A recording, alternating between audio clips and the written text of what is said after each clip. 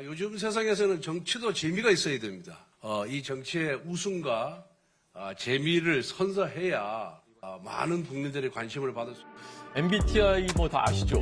내가 예측하는 MBTI와 일치하는지. 조금 있다가 제가 질문을 하나 드리고 하나, 둘, 셋. ENFJ입니다. 따뜻한 리더십의 표본이라고 할 수 있습니다. ENTJ입니다. 타고난 리더입니다. 저도 ENTJ입니다. 실천적인 행정가. 저도 NTJ 대담한 통솔자인데요. 일부러 이렇게 맞추신 건 아니죠? 검사 딱 제대로 하신 거죠? 어제와 마찬가지로 연습 게임 한번 하고 진행하려고 하는데요. 다시 태어나야 한다면 1번 바퀴벌레로 태어나기, 2번 자동차 바퀴로 태어나기. 하나, 둘, 셋. 홍준표 후보님은 반 절반만 들으셨는데요. 사는 게 낫지 않을까요? 바퀴벌레들보다는 자동차 바퀴가 세상에 도움이 돼요. 둘 다 싫다니까요. 다시 태어날 일도 없고. 저도 별로 답변하고 싶지 않습니다. 본 게임에서도 반드시 빠르고 정확하게 들어주시고 무조건 하나를.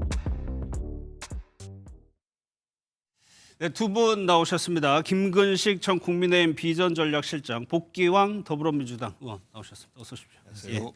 저희가 앞서 영상으로 토론회와 미디어데이 좀 간략하게 전해드렸는데 뭐 말씀드린 대로 조금 새롭게 해보겠다는 취지가 많이 반영이 된 것 같습니다. 그렇다면 후보들은 이번 토론회를 어떻게 보고 있는지도 좀 들어보고 본격적으로 시작하도록 하겠습니다. 예. 다른 일반 토론회와 같은 형식을 취했다면 좀 더 심도 있게 좀 더 그 정책에 대한 토론들을 할 수 있었을 텐데 좀 더 시간을 들여서 더 충분하고 심도 있게 했다면은 좋았지 않겠나 하는 아쉬움이 있습니다. 너무 밋밋했다. 국민이 즐거운 정책 토론이 돼야 되는데 정책에서 싸울 게 별로 없었다. 다 같은 방향으로 이야기하니까 논쟁거리가 별로 없었어요. 이거는 김근식 실장님께 여쭤볼게요. 네. 처음에 이제 경선 흥행 얘기하면서 좀 새롭게 기획을 한 것 같아요. 후보들의 조금 분위기는 좋지 않은 것 같은데 당내에서는 어떻게 보고 계세요? 그러니까 지금 1차로 4명으로 압축하는 이 경선 과정에 이제 두 팀의 토론회가 있었지 않습니까?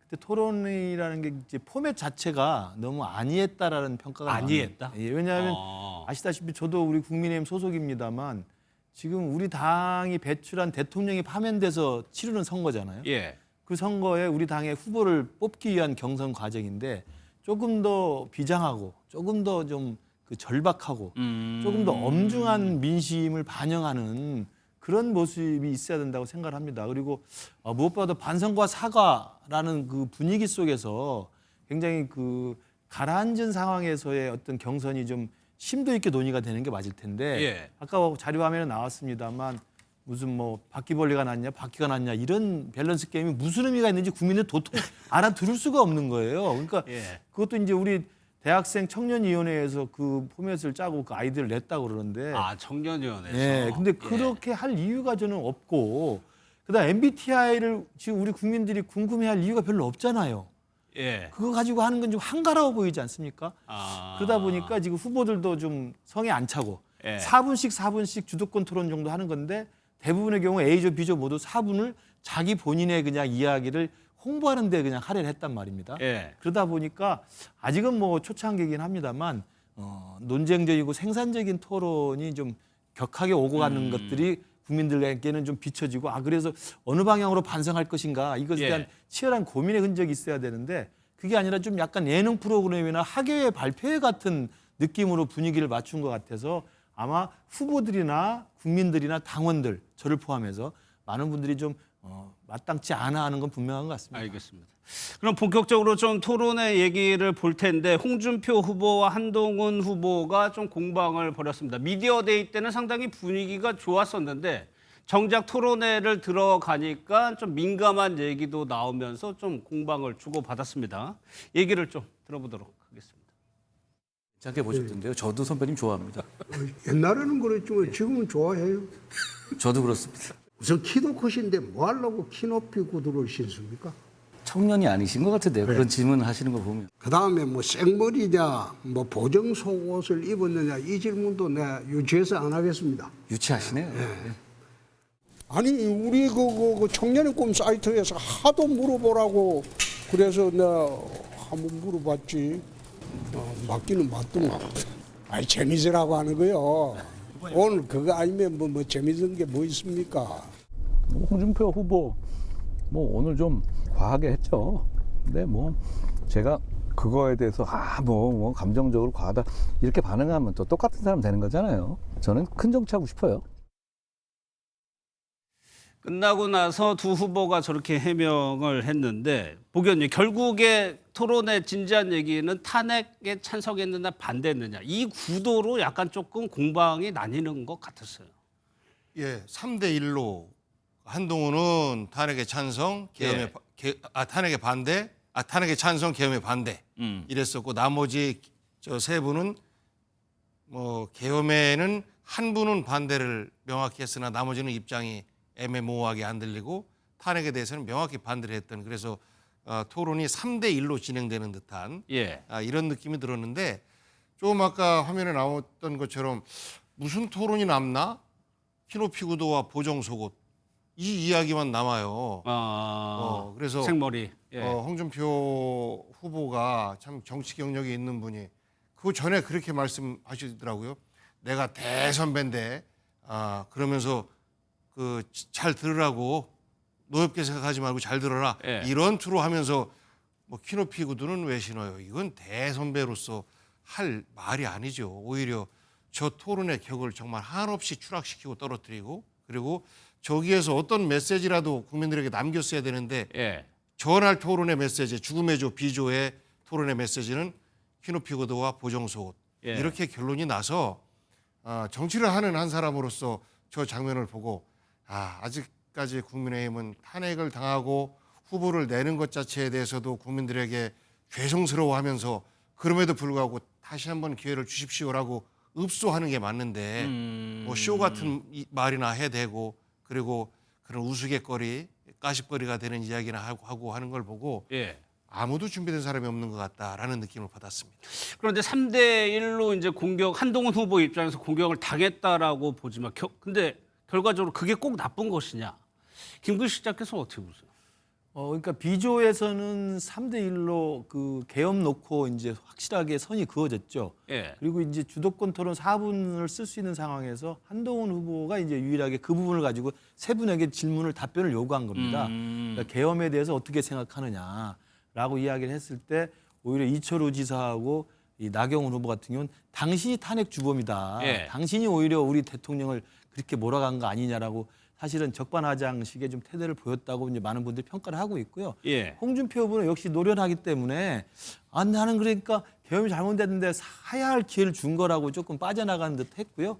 그랬을 때 한동훈 후보 측에서 그러면 12월 3일 당일날 계엄의 당시 당일날 홍준표 후보가 당대표였다면 어떻게 하셨겠느냐라고 좀 곤혹스러운 질문을 했는데 그때도 나는 그때 대구시장이었기 때문에 그럴 수가 없었다라는 식으로 빠져나갔습니다. 그래서 3대1 구도와 관련해서는 이른바 계엄 반대, 계엄 옹호 비슷한 계몽 우호적인 입장 그리고 탄핵 찬성, 탄핵 반대 그리고 윤석열을 분리시켜야 될 것인가 윤석열을 지키고 같이 가야 될 것인가 이런 전선에서 분명히 확연히 갈린 것 같습니다. 그래서 3대1 구도가 앞으로 내일 4명으로 선출될 그 4인 경선에 들어갔을 때는 몇 명 대 몇 명으로 이게 구분이 될지 그리고 이 토론 자체가 홍준표 후보의 저런 좀 품격 없는 질문을 하는 바람에 좀 우스갯소리가 되긴 됐습니다만 저 나왔던 탄핵 찬성과 반대 계엄에 대한 입장을 묻는 질문은 앞으로도 우리 당 경선에서는 계속되는 논쟁의 지점이 될 것으로 보입니다. 그거를 한동훈 후보가 먼저 질문을 한 거였군요. 그렇습니다. 한동훈 후보가 먼저 주도권을 갖고 했고 한동훈 후보 입장에서는 아마 그렇게 전선을 형성하는 것이 나쁘지 않다라는 아마 전략적 계산이 있을 것으로 보입니다. 내일 이제 4명의 후보가 추려집니다. 이 4강 자리를 놓고 의외로 좀 치열한 모습을 보이고 있는데 특히나 나경원 후보와 안철수 후보가 아주 자괴해서 치열하게 공박을 벌이고 있습니다. 마지막 4강행을 두고 이 두 후보가 접전을 벌이고 있다는 분석이 나오는데 영상을 좀 먼저 보겠습니다. 남의 둥지에 가서 알렸는 거잖아요. 정당이라는 것은 어쨌든 가치와 이념 집단입니다. 사교 집단도 아니고요. 네. 안철수 후보는 이게 대선 때마다 이 당 저 당 다니시더라고요. 지난 3년간 여당 후보가 되게 만든 예. 사람이 누굽니까? 예. 바로 접니다. 또 예, 혜택을 예. 받은 사람이 또 나경원 후보 아니겠습니까? 예. 사실 비상계엄 옹호하고 미화하고 정광훈 목사와 함께 다니는 그런 분들은 차라리 정광훈 목사 당으로 가시라. 탄핵 이후에 탄핵 재판 결과 나올 때까지 얼마나 우리 정말 분열이 심하고 갈등이 심했습니까? 저는 조기 대선은 막아야 되겠다는 생각이었습니다. 오늘 나온 지지를 먼저 보고 좀 이야기를 이어갈 텐데 가장 특이한 점은 이재명 대표가 50%를 넘은 조사 처음으로 나왔다는 점이고 나머지 이제 보수 진영의 후보들 있고요. 오차 범위가 플러스 마이너스 2.5%니까 5%까지는 거의 다 접전이라고 보면 됩니다. 이렇게 돼 있는데 왜 나경원 후보와 안철수 후보를 주목하느냐. 둘 중에 한 명이 누가 올라가느냐에 따라서 2차 결선의 구도가 바뀐다. 이런 분석도 있더라고요. 그렇습니다. 이제 아까 말씀드린 찬탄 반탄, 예. 탄핵 찬석, 탄핵 반대, 계엄이냐 계몽이냐 이 구도를 선명하게 유지하기 위해서는 만약에 4명으로 압축하는데 안철수 후보가 아니라 나경원 후보가 올라가면 3대1 구도가 보다 선명해지죠. 되고. 김문수, 홍준표, 나경원이 한 편에 쓰고 예. 한동훈이 한 편에 쓰는 3대1 구도가 선명해지고 만약에 안철수 후보가 4강 티켓을 가지고 올라오면 2대2 구도가 되는 것이죠. 그렇죠. 그래서 그 4등 티켓을 누가 가져가느냐에 따라서 내일 이후에 한 일주일 정도 이제 2인으로 압축하는 일주일간의 경선 레이스가 벌어지는데 예. 그 기간에 구도가 어떻게 잡히느냐가 아마 라인업이 짤 것으로 보이고요. 근데 저도 개인적으로는 당에 몸담고 있고 뭐 나름대로 전략을 고민하는 사람 중에 하나입니다만 정말 나경원 후보가 될지 안철수 후보가 될지는 저도 잘 모르겠습니다. 그렇죠. 각축전을 벌이는 알아도 분명히 말씀하시면 안 돼요. 아니 그 예측이라도 할 수 있을 때 예측 자체가 좀 예. 불가능해 보여요. 그 정도로 박빙이라는 예, 말씀이세요? 그런 생각이 듭니다. 예. 예. 또 하나 복 의원님께 이 부분 여쭤볼게요. 왜 이재명 대표가 50% 그러니까는 여기 국민의힘 쪽의 후보 이준석 후보까지 포함하더라도 민주당 쪽 후보들의 합치면은 거의 단순히 산술적인 합입니다만 54%가 넘거든요. 네. 중도 확장의 그 전략이 조금 들어맞았다고 좀 보세요? 뭐 반사이익도 좀 있는 것 같고요. 반사이익. 윤석열 3년 전에 윤석열과 이재명 중에서 이재명을 선택하는 것이 더 맞았을 텐데 라고 생각하는 유권자들도 많이 늘어난 것이고 그리고 지금은 준비된 사람은 이재명뿐인 것 같다라는 판단들도 좀 이미 많이 확산된 것 같습니다. 그래서 예. 이런 다자구도 속에서 절반 이상의 그 지지를 받는 조사가 나온다라고 하는 거는 굉장히 놀라운 거거든요. 예. 일단 가상 대결 1대1 대결 속에서는 이미 뭐 52, 3% 정도까지 지지를 기록한 것은 그 전에도 조사가 있었는데 지금처럼 다자 대결 쭉 전체 후보들을 다 열거해 놓고 50%가 넘는 경우는 굉장히 놀라운 수치이기는 한데 그럴수록의 이재명 후보는 이제는 좀 더 신중하게 예. 메시지 하나하나도 조심스럽게 그리고 그 지금의 메시지는 예비 후보로서의 메시지가 아니라 사실상 대통령이 당선된 이후에 책임을 져야 되는 메시지가 돼가고 있는 중이라서 예. 굉장히 신중한 모드로 캠페인을 진행하지 않을까 뭐 이런 생각을 해보고요. 그럴수록에 국민의힘 쪽에서는 지난번 토론에서도 사실 본인들의 어떤 그 비전 제시보다는 반 이재명이 줄을 이뤘지 않습니까? 그래서 이재명에 대한 본격적인 공격이 더 수위가 높아지지 않을까 이렇게 예상됩니다. 김국희 실장 여기 네. 지지율을 보면은 이게 한덕수 대행이 빠져 있죠. 이 조사에서는 네. 한덕수 대행의 지지율이 거의 모든 후보에게 고르게 갔다는 분석인데 지금 경선을 한창 진행 중인데 경선 흥행이 얘기했었고 컨벤션 효과도 얘기를 했었는데 그것이 지금 반영이 되고 있는 거냐, 흥행이 제대로 되고 있는 거냐에 대해서는 지금 어떻게 보고 있어요?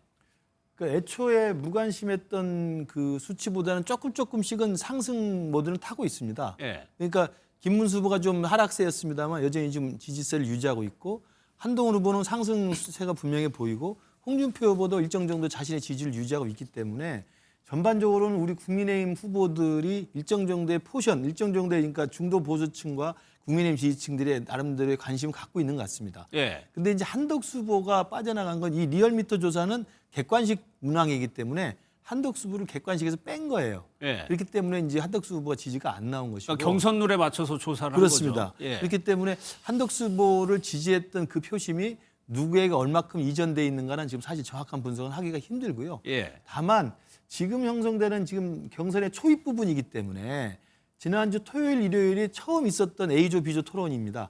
그래서 내일 4명으로 압축이 되면 그다음엔 1대1 맞짱 토론이 4번이 진행이 되고요. 그다음에 사자 토론이 한꺼번에 하는 사자 토론이 한 번이 진행이 됩니다. 여러 번 하네요. 예, 그래서 한 5번 정도의 토론 기회가 있고 이게 전부 생방송 중계가 되기 때문에 예. 아마도 4명으로 압축돼서 4명이 정말 각축전을 벌이면서 열띠게 토론하고 논쟁하는 그 과정에서 조금 이재명 대표가 독주하는 건 분명한 사실입니다만 예. 이재명 대표에 대해서 비우호적이거나 이재명 대표가 대선 안 된다고 생각하는 많은 수의 국민들이 그 2차 레이스에 상당한 많은 관심을 보일 것으로 보이고 그 과정에서 지금은 사실은 올망졸망 큰 의미가 없어 보입니다만 그중에서 어떤 한 분이 전선이 어떻게 형성이 되고 구도가 어떻게 형성되느냐에 따라서 어떤 한 후보가 저는 치고 올라갈 가능성이 있다고 생각합니다. 알겠습니다.